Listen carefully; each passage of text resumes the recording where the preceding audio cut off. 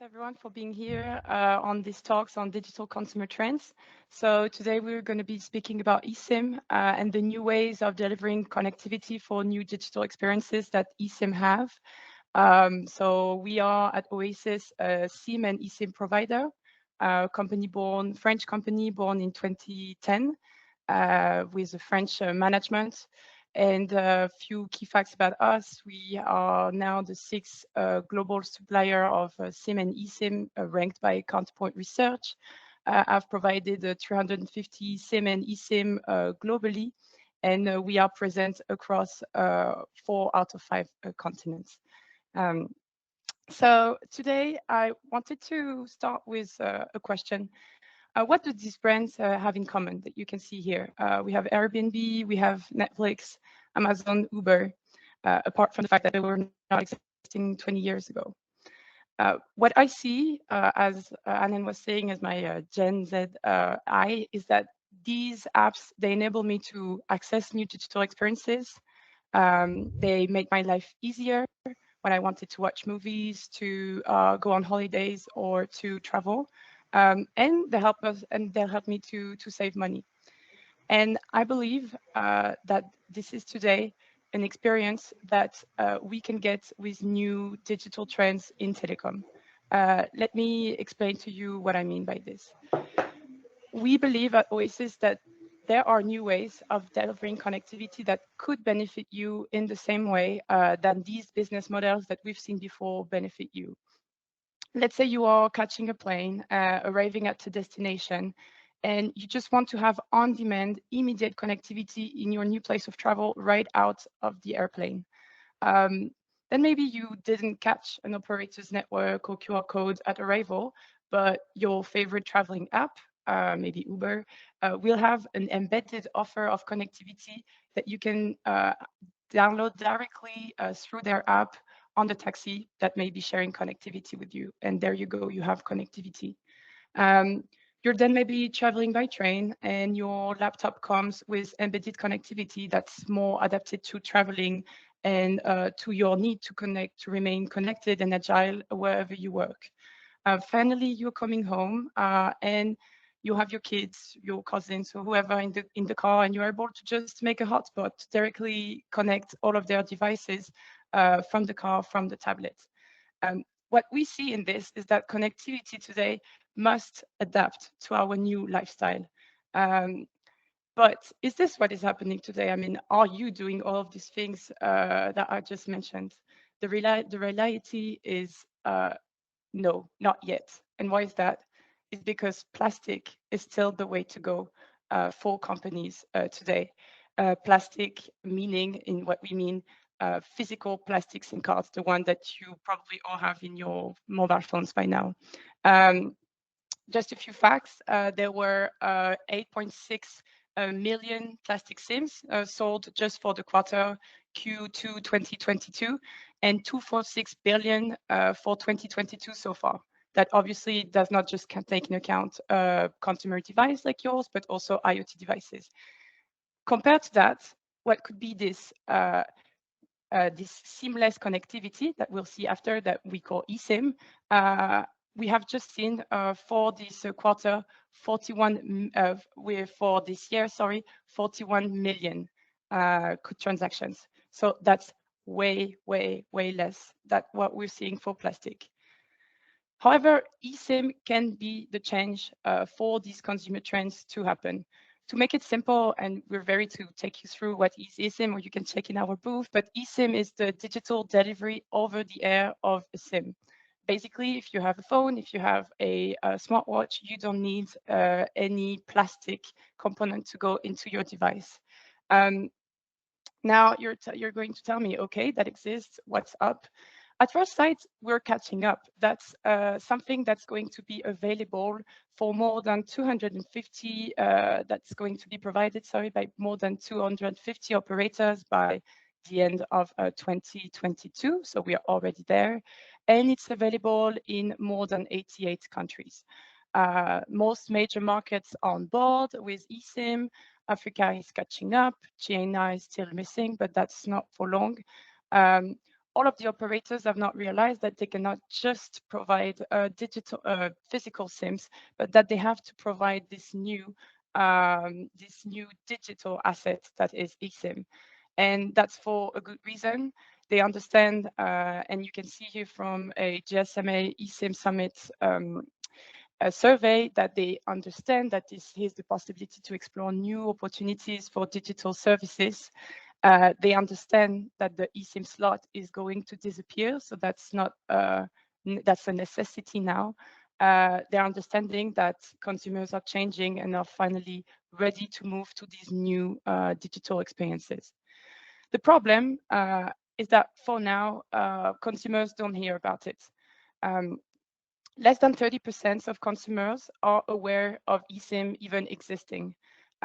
What's a bit scary about that is that between 2020 and 2021, there has been only a growth of 5 points across all countries on the rate of knowledge about eSIM.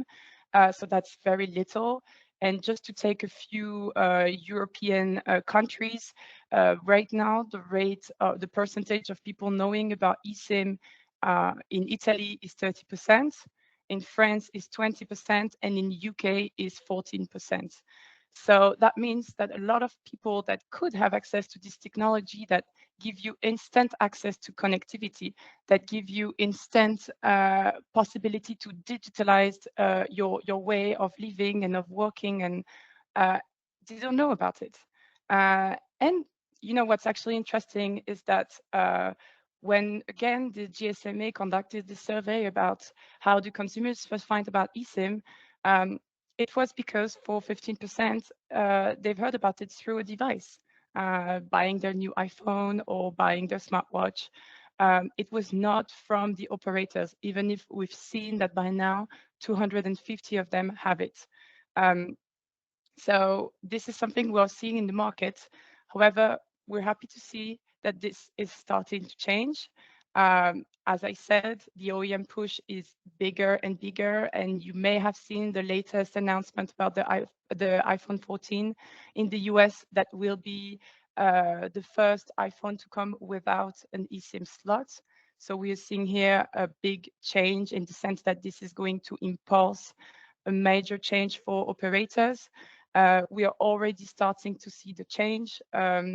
For example, just this week, Verizon announced that they will offer eSIM technology for free test drive of its network. That's quite significant because we know that Verizon is the biggest mobile provider for the US in a number of customers. And it's just following announcements from other major operators like T-Mobile, AT&T, or Verizon's own brand called Visible. So we are getting there, but we are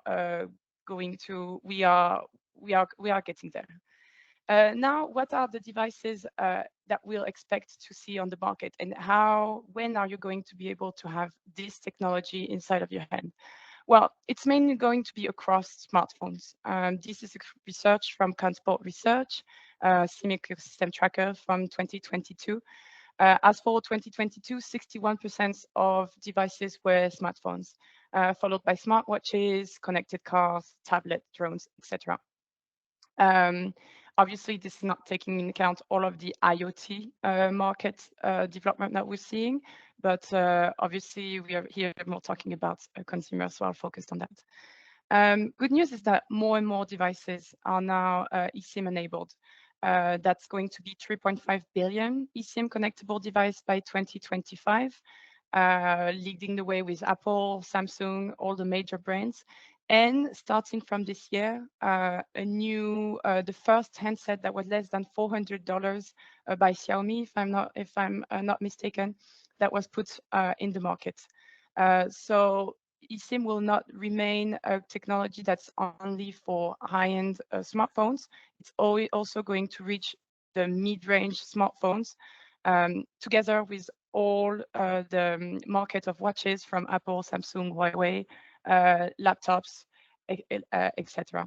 So that's in total today around 130 devices available in the market.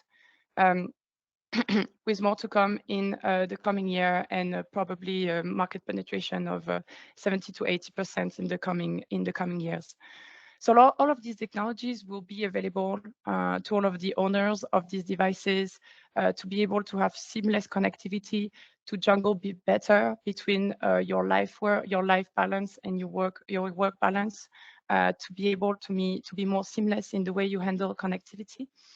What's interesting is that some, let's say, some devices or some objects that used to not be about a consumer device or about connectivity will become too.